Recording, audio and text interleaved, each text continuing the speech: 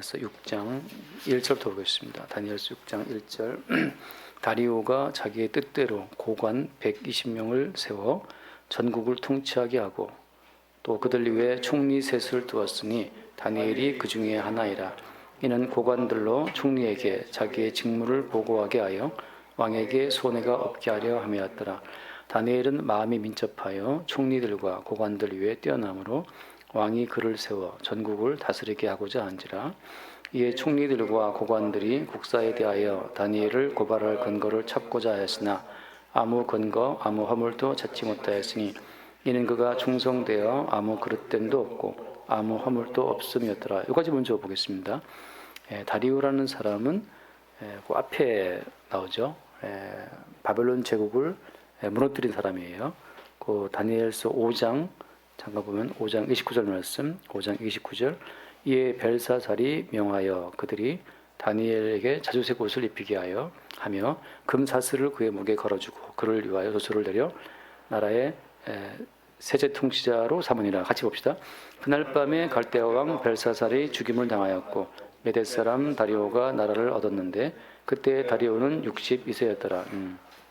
그러니까 지난번에 벨사살 왕의 꿈을 손가락 그 글씨를 해몽해 준 다니엘에게 그 벨사살 왕이 옷을 입혀주고 사슬을 메어주고 했잖아요.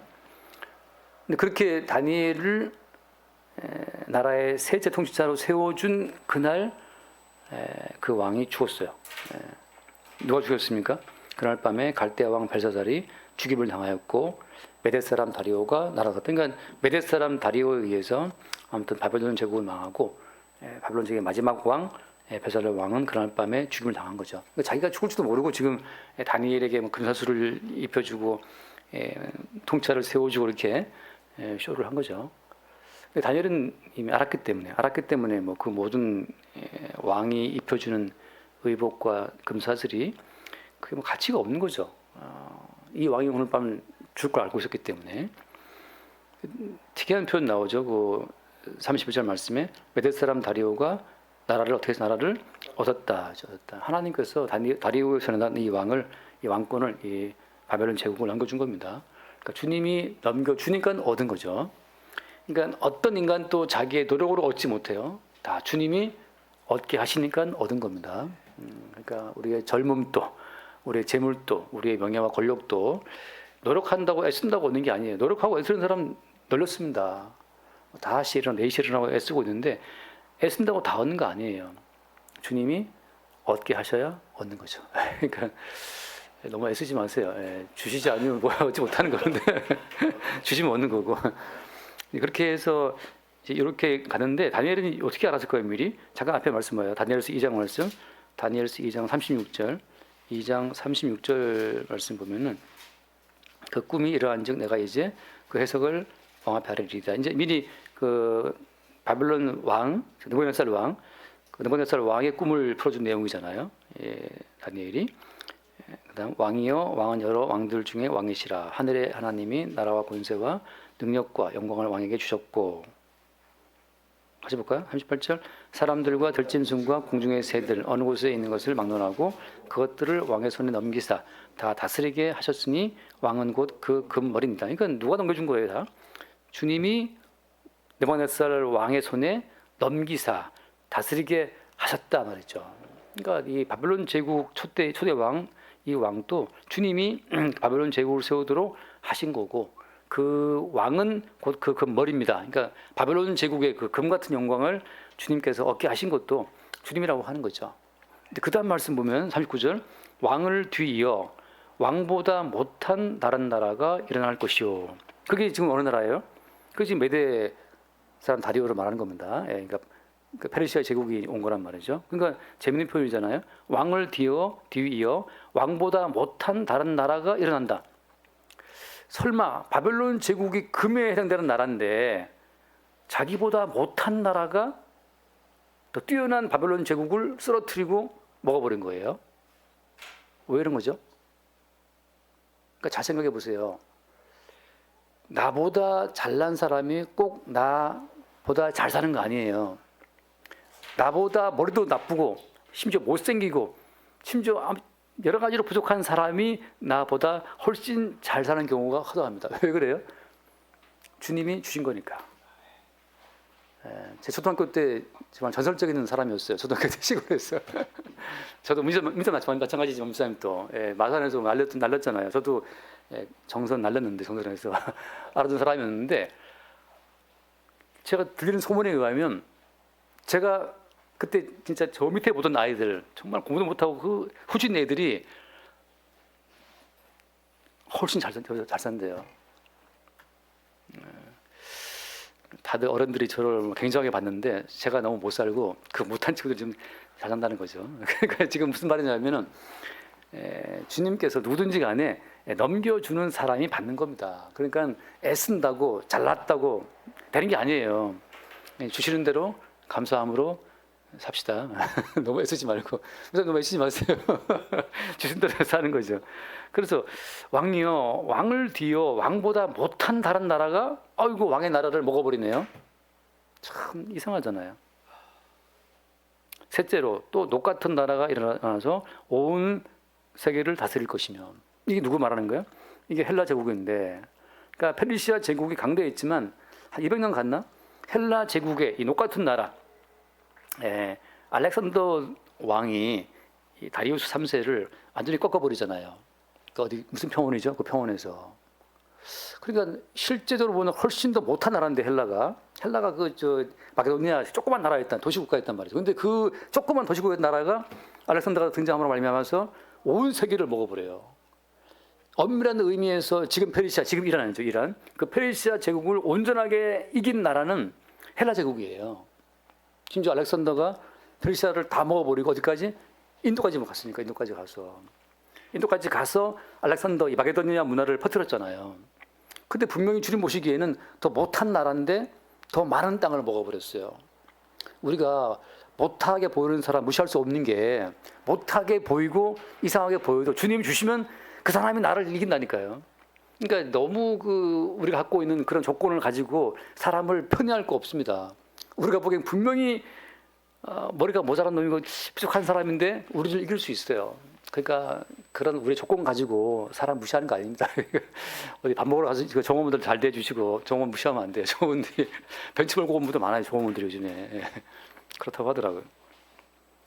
그다음에 그러니까 지금 뭘 본 겁니까? 지금 이미 다니엘은 이 바벨론 제국의 멸망을 이미 봤기 때문에 바벨론 제국의 마지막 왕 그 벨사살 왕이 입혀주는 자주색 옷, 금사슬, 통치자, 총리 그게 아무짝에 쓸모없는 걸 알고 있어요. 당신이 오늘 밤 죽을 인간이 뭘 나에게 금사슬을 목에 걸어다 주고 총리를 약속해. 오늘 죽을 인간이. 참 사람이 한치 앞을 알 수 없는 거죠. 그러니까 이미 그렇게 다니엘은 이미 일찍이 그 모든 이 왕국의 기한을 봤기 때문에 그 왕국이 제시하는 그 모든 그 상품에 휘둘리지 않는 거죠. 그런 흐름으로 가는데 잠깐 마저 볼게요. 그 뒤에 다니엘서 2장 44절을 볼게요. 44절. 이 여러 왕들의 시대에 하늘의 하나님이 한 나라를 세우시리니 이것은 영원히 망하지도 아니할 것이요 그 국권이 다른 백성에게로 돌아가지도 아니할 것이요 도리어 이 모든 나라를 쳐서 멸망시키고 영원히 설 것이라. 같이 봅시다. 손대지 아니한 돌이 산에서 나와서 쇠와 녹과 진흙과 은과 금을 부서뜨리는 것은 왕께서 보신 것은 크신 하나님이 장래일을 왕께 알게 하신 것이라. 이 꿈은 참되고 이 해석은 확실하니이다. 자, 금을 쓰러뜨린 것은 은이었고 은을 먹어버린 것은 노시였고 노를 먹어버린 건 철이었잖아요. 마지막에 흙이었고 마지막에 뭡니까? 이 모든 나라를 한 방에 쓰러뜨리는 것은 돌이에요. 돌. 금덩이를 갖겠습니까? 돌 갖겠습니까? 누구든지 금을 좋아하잖아요. 그러니까 그 금보다 훨씬 못한 돌이 일어나서 그 돌이 모든 금과 은과 노를 다 쓰러뜨리고 나서 흩어버리고 나서 그 돌의 나라, 그 살아있는 그 돌의 나라가 천지에 충만할 것을 말씀하고 있는 거죠. 다시 말해서 그리스도 예수의 나라는 누가 보기에도 못한 나라예요. 제가 찬송을 방금 불렀지만 변치 않는 불렀지만 얼마나 이게 어떻게 보면 없어 보입니까? 사실 여기서 우리가 주식 강의를 한다고 치면 요즘 것처럼 거의 도박판 됐지만 하여튼 강의를 한다고 치면 많은 분들이 모였을 거예요. 물론 제가 하면 안 되겠죠. 제가 하면 안 하겠지만 날리는 분들을 모셔놓고 하면 많이 올 거 아니에요. 단돈 10만 원 가지고서 1,000만 원 벌게 해주고 그럼 다 올 거 아닙니까?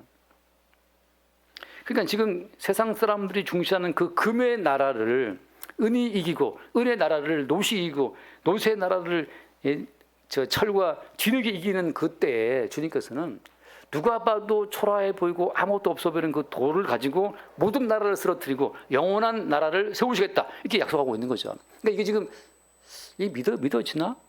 근데 이미 어떻게 해서 역사 가운데 주님이 입증을 하신 거죠.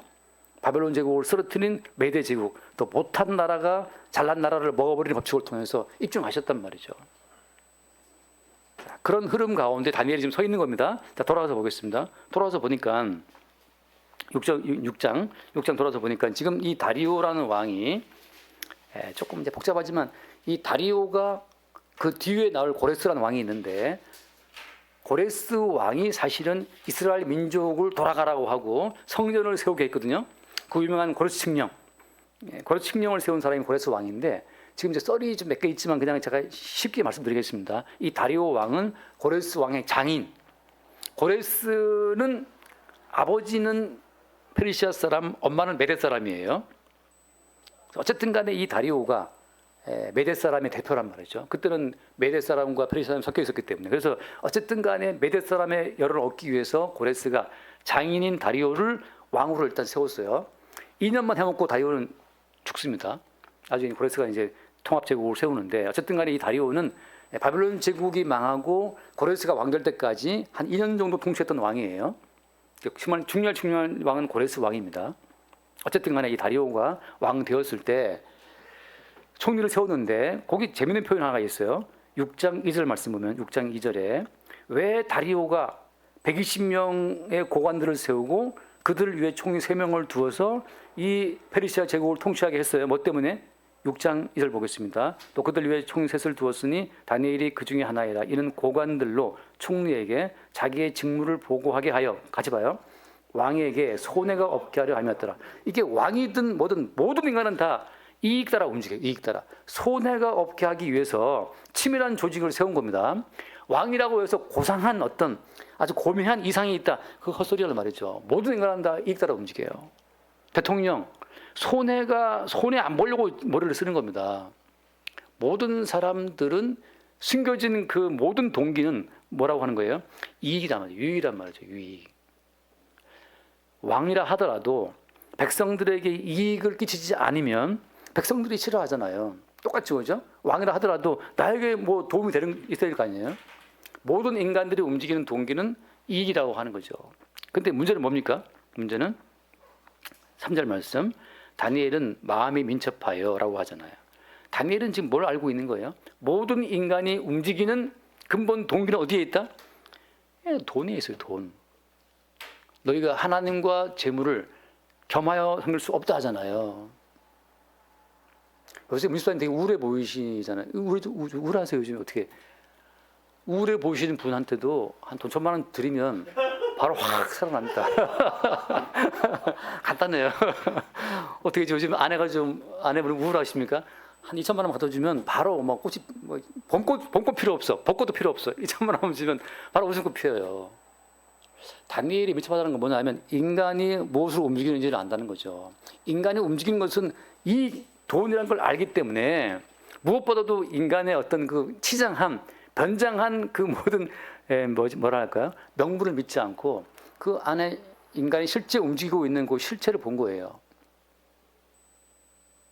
다니엘은 마음이 민첩하여 총리들과 고관들을 위해 뛰어남으로 왕이 그 말은 무슨 말입니까? 결국은 앞에 왕이 조직을 왜 세웠어요? 뭐 때문에? 손해가 없게 하려 함이라 했잖아요. 그럼 왜 다니엘은 인정받은 겁니까?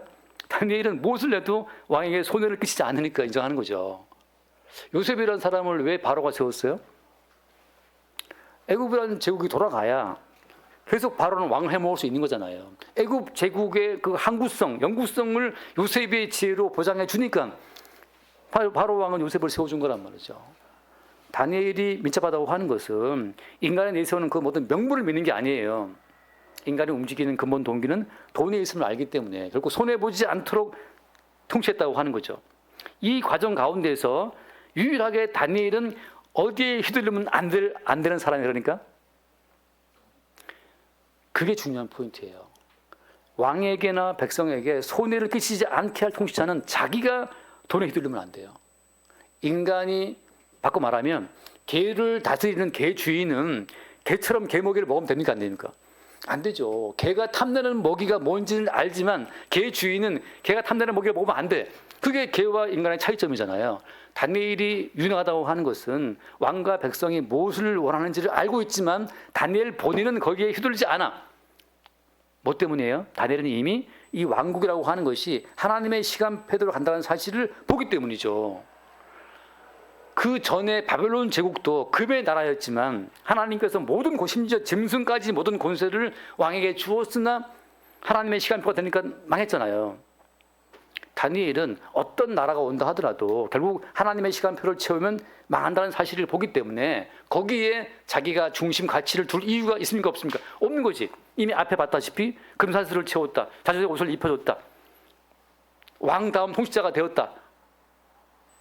라고 해도 어떻습니까? 그날 밤에 이 왕국이 망할 것을 알기 때문에 왕이시여 이거 딴 사람에게 주십시오. 매이지 않는 거죠. 하나님이 주시는 그때만 누리는 거예요. 주시는 그 시간표 속에서 누릴 수가 있는 거죠. 자, 문제는 뭐냐? 문제는 그 이제 3절 말씀 볼게요.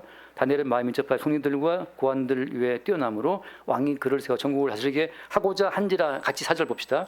이에 총리들과 고관들이 국사에 대하여 다니엘을 고발할 근거를 찾고자 하였으나 아무 근거 아무 허물도 찾지 못하였으니 이는 그가 충성되어 아무 그릇됨도 없고 아무 허물도 없었음이더라. 자, 왜 이것들은 이 총리들과 이 고관들은 왜 다니엘을 고발하고자 하는 겁니까? 여기서 이제 많은 이유들이 있지만 다 제끼고 제가 늘 강조하는 것처럼 근본적인 것을 말씀드릴게요. 왜냐하면 다니엘은 일단 바벨론 제국을 이루는 갈대아인도 아니고 다리오에 속해 있는 메데인도 아니고 고레스가 속해 있는 페르시아인도 아니에요. 다니엘은 어느 사람이에요? 다니엘은 포로로 끌려온 유다 민족이니까, 이스라엘 민족이니까 다른 종자인 거죠. 일단은 그러니까 표면적인 이유는 포로로 끌려온 다른 종족인 주제에 지금 가장 높은 자리에 올라간 거죠. 그게 먼저 문제가 되지만 이것은 무엇을 보여주는 모형인 거예요? 잠깐 말씀해 봅시다. 요한복음 15장, 바로 요한복음으로 건너뛰는데 요한복음 15장 15절 말씀. 요한복음 15장 15절. 이제부터는 너희를 종이라 하지 아니하리니 종은 주인이 하는 것을 알지 못함이라. 내가 너희를 친구라 하였노니 내가 내 아버지께 들은 것을 다 너희에게 알게 하였으면. 같이 봅시다. 너희가 나를 택한 것이 아니요 내가 너희를 택하여 세웠나니 이는 너희로 가서 열매를 맺게 하고 또 너희 열매가 항상 있게 하여 내 이름으로 아버지께 무슨 가지인지 다 받게 하려 하렴. 이게 지금 예수님의 택함을 입은 자들은 소속이 바뀌었어요. 어디로? 하나님의 나라에 속한 하나님의 자녀로 소속이 바뀌어버린 겁니다. 그래서 그 다음 17절 내가 이것을 너에게 명하면 너희로 서로 사랑하게 하라 함이라. 같이 봅시다. 세상이 너희를 미워하면 너희보다 먼저 나를 미워한 줄을 알라. 너희가 세상에 속하였으면 세상이 자기의 것을 사랑할 것이나 너희는 세상에 속한 자가 아니요 도리어 내가 너희를 세상에서 택하였기 때문에 세상이 너희를 미워한다. 지금 다니엘이 보여주고 있는 그 모형성이라고 하는 것은 포로로 끌려온 유다 민족이기 때문에 하등한 민족인데 가장 높은 데에 올라갔잖아요. 일단은 바벨론 제국을 쓰러뜨린 메데인과 메데인 입장에서는 어때요? 공신 책봉 논쟁이 벌어질 때 메데 나라를 바벨론을 쓰러뜨린 가장 뛰어난 어떤 장군들이나 책사들이 자기의 공로를 인정하고 싶어 할 거 아니에요? 그런데 이게 어이없게도 자기들을 쓰러뜨린 바벨론 제국의 총리를 하고 있었던 그 인간이 높은 자리에 올라가 있으니까 이게 말 됩니까 이게? 우리가 지금 전승국인데 우리가 지금 바벨론 제국을 쓰러뜨린 승리한 나라의 장군들인데 어떻게 우리가 쓰러뜨린 나라의 총리 해먹던 그것도 가만 뒤져보니까 어때요? 출신이 유다 민족 포로 멸망한 민족의 포로민의 포로민족 주제에 총리가 된다? 그 자체가 벌써 거부감 생기는 거죠. 그 자체도 문제가 되고 동시에 어떻게 이 사람이 또 어디에 안 돌아나요? 어떻게 뇌물을 먹이고 어떻게 이익을 준다 하더라도 그 이익의 사슬에 걸리지 않기 때문이에요. 그 원인은 뭐 때문입니까 지금? 너희가 세상에 속하였으면 세상에 자기 것을 사랑할 것이지만 오히려 택함을 입은 자기 때문에, 그러니까 그리스도의 택함을 입은 자기 때문에 세상이 너희를 미워한다는 말씀처럼 지금 다니엘은 하나님 나라에 속한 자기 때문에 날아온 그 돌에 의해서 이 거대한 신성을 쓰러뜨릴 때 그 돌에 속한 사람이기 때문에, 다른 종자이기 때문에 이게 근원적인 어떤 거부감이 생기는 거예요. 너 왜 나와 다르냐 말이죠. 이익을 따라 움직이는 그들을 볼 때 마치 개들을 보듯이, 돼지들을 보듯이 보고 있으니까. 어때, 정말 돈 많이 버는 사람이 개로 보입니까? 목사님? 어떻게 뭐 개로 보여? 어떻게 사람으로 막 존경할 사람으로 보입니까? 이게 참 돈 많이 버는 사람이 존경스럽지. 그렇죠? 뭐 개로 보이진 않잖아요. 뭐 어떻게 뭐 리아하고 셀리도 뭐 조명, 뭐 스텝, 의상 스텝, 뭐 팀장급 되면 좀 존경스러워 보이지 않나? 뭐 개로 보이나? 아이, 개 같은 것들이 보이진 않아요. 근데 다니엘이 봤을 때 그 고관들이 다 느끼는 거예요. 저 다니엘은 왜 우리가 바치는 뇌물을 먹지도 않고 어떤 이익에 초연한 얼굴로 보이고 휘둘리지 않으니까 그게 꼴 보기 싫은 거죠. 우리랑 같이 개처럼 뒹굴자, 우리와 같이 돼지처럼 뒹굴자에 휘둘리지 않기 때문에. 여기서 물론 이제 잘 잡아야 포인트 잘 놓치면 안 됩니다. 율법적인 의를 말하는 게 아니에요. 쉽게 말해서 우리가 어떠한 죄를 지었다 하더라도 예수님의 피로 정결케 됐다는 그 사실을 이야기하게 되면 그 자체가 율법적 의를 위해서 애쓰는 사람들한테는 꼴 보기 싫은 겁니다. 율법적 경건과 의를 위해 달려가는 그 입장 가운데에서 율법적 경건과 의의 그 무의미함을, 무가치함을 십자가에서 흘리신 예수의 피로 보는 사람 그 관점 자체가 정말 미운 거예요. 왜 나처럼 노력하지 않아? 왜 나처럼 금식하고 기도하고 열심히 교회 다니고 왜 하지 않아라고 하는 그 어떤 그 미움 자체가 굉장히 큰 거예요. 그것 때문에 어때요? 그것 때문에 바리새인들이, 서기관들이 예수님께서 구원하신 죄인과 강도와 세리와 창기들을 그렇게 미워한 거예요. 왜 너는 죄인과 함께 먹고 마시느냐? 왜 네 스승은 금식하지 않느냐라고 하는 거잖아요.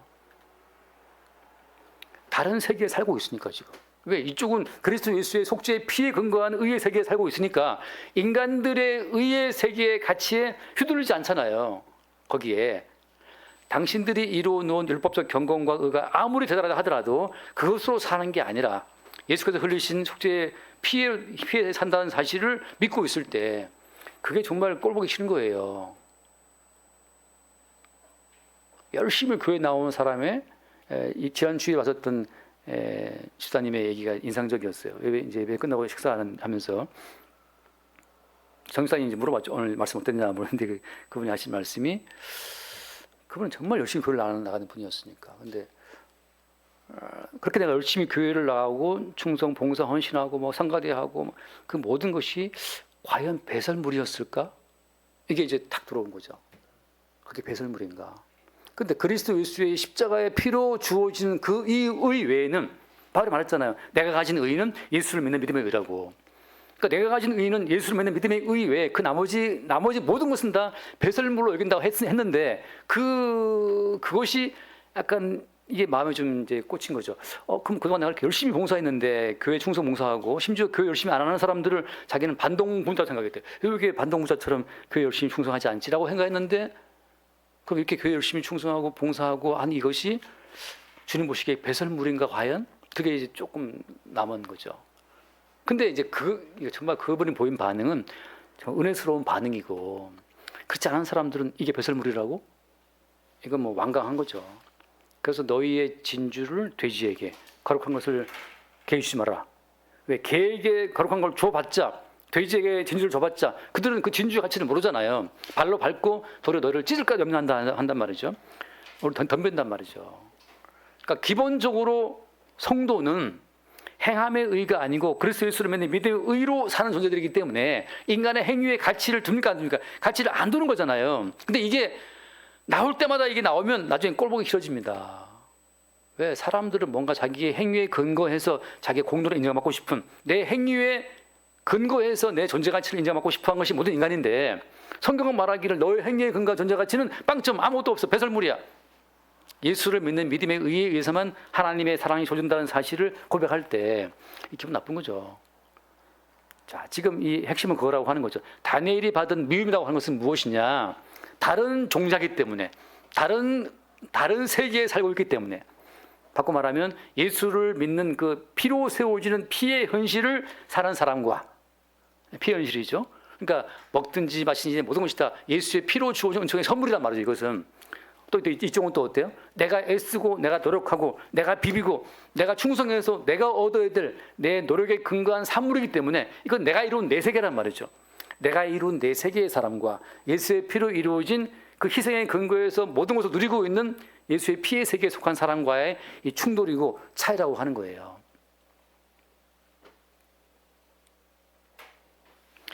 자, 그런 흐름 가운데에서 자, 그렇다면 도대체 하나님께서는 왜 다니엘을 또 바벨론을 이어서 뒤에 온 페르시아 제국까지도 왜 총리 노릇을 주님이 하게 하신단 말이죠.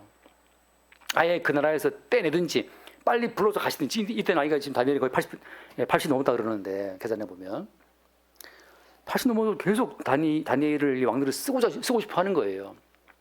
이렇게 인간의 가치에 휘둘리지 않는 아주 공정한 저울이 없으니까 다들 자기 공로를 내세우고 존재 가치를 내세우는데 다니엘은 그런 선물, 그런 그 화사품은 다른 사람에 주십시오라고 할 정도로 어디 이 땅에 어떤 이익에 매이 사는 사람이다 보니까는 다들 다니엘을 필요로 하는 거죠. 근데 하나님의 뜻은 어디에 있는 겁니까? 왜 다니엘을 총리로 이렇게 박아두신 뭐 때문이에요? 자, 또 마찬가지로 신약의 예로 잠깐 보겠습니다. 요한복음 3장 말씀, 요한복음 3장 14절, 요한복음 3장 14절. 모세가 광야에서 뱀을 든 것 같이 인자도 들려야 하리니 이는 그를 믿는 자마다 영생을 얻게 하려 하십니다. 이렇게 하는 다음에 그 다음 말씀 봐요. 같이 하나님이 세상을 이처럼 사랑하사 독생자를 주셨으니 이는 그를 믿는 자마다 멸망하지 않고 영생을 얻게 하려 하십니다. 자, 여기서 사람들이 오해하는 말씀이 세상을 이처럼 사랑하사라 했기 때문에 세상을 사랑한 것이 아니냐라고 하잖아요. 하나님이 예수님을 왜 보내신 겁니까? 세상을 이처럼 사랑하사 독생자를 주셨으니. 마찬가지죠. 하나님이 바벨론 제국을 이처럼 사랑하사 누구를? 다니엘을 주셨단 말이에요. 하나님이 페르시아 제국을 이처럼 누구를 주셨어요? 다니엘을 준 거란 말이죠. 자, 그럼 여기서 그 뒤에 말씀이 이제 알맹이에요. 그 다음 봐요. 17 말씀 17절.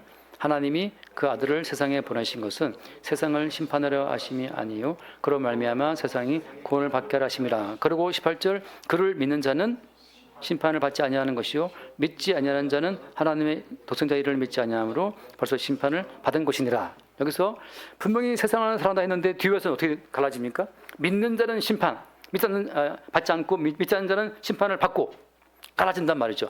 독생자의 이름을 믿지 않는 자에게는 심판을 받은 것이다. 그 다음에 또 어때요? 믿는 자는 심판을 받지 않는 것이다.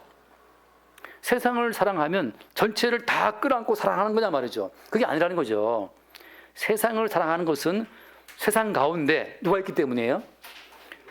네, 다니엘이 있기 때문이고 예수가 있기 때문이고 그 예수를 믿는 자들이 있기 때문이란 말이죠. 예수를 믿는 자들이 있기 때문에 사랑한다고 하는 거예요. 다시 말하면 세상을 사랑함이 아니라 그 세상 속에 속한 누구를 사랑하는 겁니까? 당신의 택한 백성을 사랑하는 거예요. 택한 백성을 위해서, 택한 백성을 구원하기 위해서 그 속에 들어있는 그러니까 택한 백성을 사랑하기 때문에 전체 그 나라를 사랑한다고 하는 거죠. 결국 누구를 위하는 것이 핵심인 거예요? 그 나라에 속해 있는 자기 백성을 위함이 핵심이라고 하는 거죠. 자, 그런 점에서 지금 하나님이 다니엘을 미리 보낸 것은 뭐 때문이냐? 다니엘을 통해서 바벨론 제국과 페르시아 제국 내에 숨어 있는 택한 이스라엘 백성들을 지키고 보호하기 위함이라고 하는 겁니다. 자, 똑같은 논리예요. 한번 말씀 읽어볼게요. 창세기 46장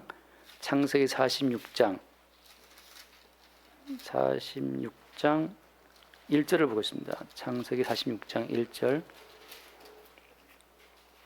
이스라엘이 모든 소유를 이끌고 떠나 별세바에 이르러 그의 아버지 이삭이 하나님께 희생제사를 드리니 같이 봅시다.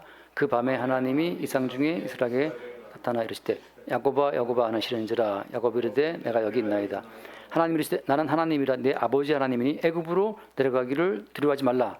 그 다음에 내가 거기서 너로 큰 민족을 이루게 하리라. 자, 지금 왜 하나님이 굳이 가나안 땅에 있는 야곱 식구들을 70명 식구들을 왜 애굽으로 이주를 시켜야 되는 거예요?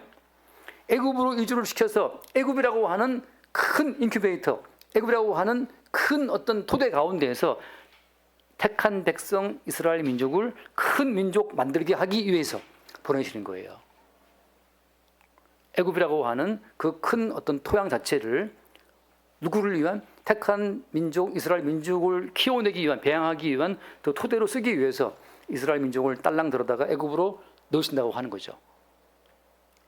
우리는 왜 이 땅에 살고 있습니까? 이 땅에 왜 국가 시스템이 존재하고 자본주의가 존재하고 왜 문화가 있고 경제가 돌아가는 거예요? 이 땅 가운데 택한 백성들이 큰 민족을 이룰 때까지, 택한 백성들이 충분히 그 숫자를 채울 때까지 주님이 이 지상에 바벨론 제국으로 대표되고 있는 이 나라들을 존재케 하시는 거란 말이죠. 한 나라가 망했다, 한 나라가 세워졌다. 다 거기 속에 뭐가 들어있는 겁니까?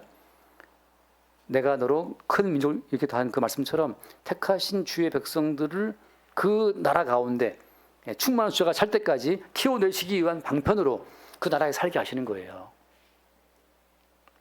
그래서 이 말씀 그대로 잠깐 뒤에 말씀 볼게요. 출애굽기 말씀 1장, 출애굽기 1장 5절 말씀 보면은 약속하신 그 말씀 그대로 출애굽기 1장 5절에 야곱의 허리에서 나온 사람이 모두 70명이 애굽으로 내려간 겁니다. 요셉과 그의 모든 형제와 그 시대의 사람 다 죽었고 70명이 내려가서 그 다음 7절 말씀 이스라엘 자손은 성육하고 불어나 번성하고 매우 강하여 온 땅에 가득하게 되었더라. 70명이 내려갔는데 나올 때는 장정만 60만 명, 토탈 200만 명이 나왔다 그러잖아요. 그러니까 주님이 70명을 애굽에 심어서 거기서 200만 명, 300만 명 이상 되는 거대한 이스라엘 민족을 키워서 나오게 하신 거란 말이죠. 그러니까 애굽이라고 하는 것은 70밖에 안 되는 그 조금 작은 야곱의 후손들을 300만 명 이스라엘 민족으로 키워서 빼내시는 작업을 하기 위한 그 토대, 토양, 인큐베이터 그런 식으로 주님이 애굽을 사용하신 거예요. 자, 똑같이 같은 패턴입니다. 지금 이스라엘 민족은 어디에 와 있어요? 바벨론 땅에 포로로 끌려와 있잖아요. 왜 하나님이 당대 고대 근동 아시아에서 최고의 제국 메소포타미아 문명을 꼽혔던 그죠? 유브라테스 강에 있는 그 거대한 제국 바벨론 제국 땅에 왜 택한 백성 이스라엘 민족을 이주를 시킨 겁니까? 포로 형태로? 뭐 때문이에요? 똑같죠. 당대 최고의 제국이었던 애굽에다가 70명을 심어서 300만 명을 뻥튀기 했던 것처럼 똑같이 당대 최고의 제국 바벨론 제국에 이스라엘 민족을 포로로 심어가지고 나올 때는 어때요? 숫자는 많지 않지만 순도 100%의 택한 백성들을 끄집어내기 위한 작업으로 그 땅에 살게 했다고 하는 거예요. 거기에서 다니엘은 그 어떤 민족의 대표로서 다니엘 친구들은 풀무에 들어가고 다니엘은 다음 주에 보이는 사자로 들어가고 이런 핍박과 고난을 당하면서 어때요? 끝없이 택한 백성들이 다시 돌아갈 그 날까지 택한 백성이 돌아갈 그때까지 택한 백성의 숫자를 채우기 위한 작업을 하고 있는 거예요. 잠깐 예레미야서 29장 말씀 봅시다. 예레미야서 29장 4절 말씀. 예레미야 29장 4절. 주식을 한 70만 원 심어가지고 70만 원 심어갖고 300만 명이면 얼마를 버는 거지? 몇 배를 버는 거죠? 예레미야 29장 4절 봅시다. 만군의 여호와 이스라엘 하나님께서 예루살렘에서 바벨론으로 사로잡혀 가게 한 모든 포로에게 이와 같이 말씀하시나. 이 포로 끌려갈 때 지금 아직 예레미야가 지금 막판인데 이 포로 끌려가는 그때 이미 예언하고 있는 거예요. 5절 말씀. 너희는 집을 짓고 거기에 살며 텃밭을 만들고 그 열매를 먹으라. 아내를 맞이하여 자녀를 낳으며 너희 아들이 아내를 맞이하며 며느리죠. 너희 딸이 남편을 맞아 그들로 자녀를 낳게 하여 내가 거기에서 번성하고 줄어들지 아니하게 하라. 이게 지금 그 당시에 포로 끌려간다 그러니까 이스라엘의 그 정통 그 이스라엘 그 말하자면 이제 정통 유대인들이죠. 그 사람들이 어떻게 이방인에게 끌려갈 수 있느냐? 하나님은 절대 우리 민족을 성전도 파괴시키지 않고 지켜 보호하실 것이고 이방 민족에게 절대 지지 않을 거야. 이랬던 그들에게 주님 하신 말씀이 야 그냥 끌려가. 포로로 끌려가. 어때? 끌려가서 어때? 끌려가서 독립운동하지 말고 끌려가서 집 짓고 텃밭 일구고 아내 장가가고 시집가고 너희 딸들 사회 받고 너희 아들들 며느리 맞아가지고 번성하고 살라는 거죠. 선생님 장가도 가시고 최소한 뭐 안 가도 되는데 가게 되면 가시고 7절 또 심지어 뭐라고 했어요? 너희는 내가 사로잡혀가게 한 그 성읍의 평안을 구하고 그를 위하여 여호와께 기도하라. 이는 그 성읍이 평안함을 너희도 평안할 것이다. 심지어 이방 민족인데 그 야만인들인데 그들의 그 바벨론 제국이 페르시아 제국이 평안하기를 기도하라는 거죠. 마음에 안 들어도 대통령이 지금 대한민국 평안을 위해서 기도하세요. 왜냐하면 택한 백성의 숫자가 채워져야 되기 때문에. 그 다음에 뭐 몇 절을 볼까요? 그 뒤에 나오죠. 70년이라는 말이 나오죠. 70년 10절 같이 봐요. 10절 여호와께서 이와 같이 말씀하시니라. 바벨론에서 70년이 차면 내가 너희를 돌보고 나의 선한 말을 너희에게 성취하여 너희를 이곳으로 돌아오게 하리라. 결국은 하나님이 약속하신 70년이 채워지면 택한 백성의 숫자를 채운 다음에 다시 이곳으로 돌아오게 한다는 거죠. 성도는 어떤 장소, 어떤 시대에 매일 필요가 없어요. 왜?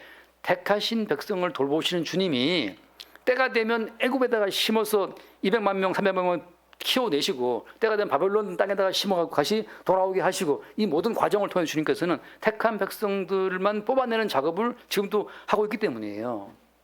아는 자는 걸러내고 택한 백성은 모아드리고 결혼을 하든 며느리를 드리든 뭐 사회를 드리든 간에 그 모든 것은 그냥 마음대로 하세요. 왜? 주님께서 모든 것을 통치하심으로 택한 백성은 끌어모으고 아는 자는 버리시기 때문에 알고 본 안으로 뒤속에는 밖으로 내시는 작업을 하시기 때문이죠. 그 작업을 위해서 지금 누가 이 땅에 들어와 있는 겁니까? 지금 바벨론 땅에 지금 메대 왕국에 또 다리오가 총리를 세운 자가 누구였어요? 다니엘이란 다니엘. 왜 다니엘이 이렇게 공평무사하게 일을 처리하고 있는 겁니까? 왜 충성되고 아무 허물 없이 하는 거예요? 뭐 때문에요? 다니엘로 대표되고 있는 유다 민족의 숫자를 키워내기 위해서. 다니엘이 만약에 반역하다가 잡히면 다니엘 민족이 어디야? 유대 민족이야? 다 죽여. 다니엘이 어디 민족이야? 유대 민족이야? 포로 민족이야? 다니엘이 버티고 있음을 말미암아서 다니엘로 말미암아 끌려온 모든 유다 민족이 평안함을 누리는 거예요. 똑같아요. 요셉이 있음으로 어때요?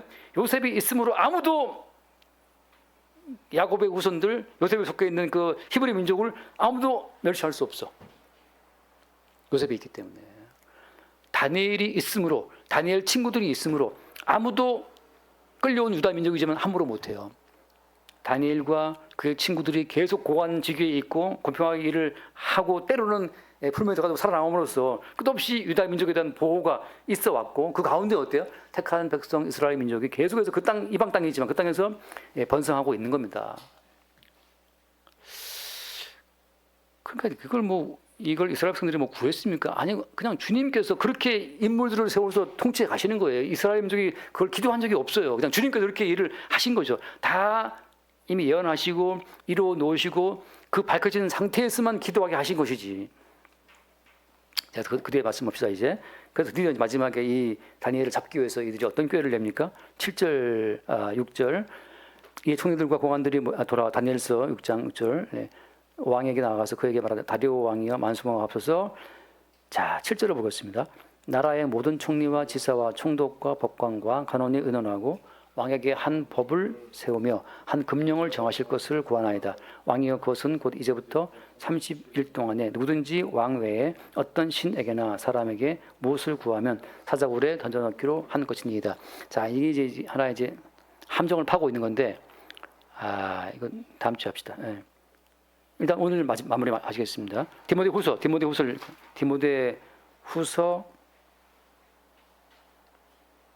몇 장을 줬죠?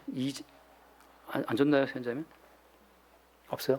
네, 디모데후서 봅시다. 디모데후서 안 준 것 같아. 이거만 읽고 마칩시다. 시간이 이렇게 또 안 주는지 몰랐어요. 디모데후서 1장, 2장입니다. 디모데후서 2장,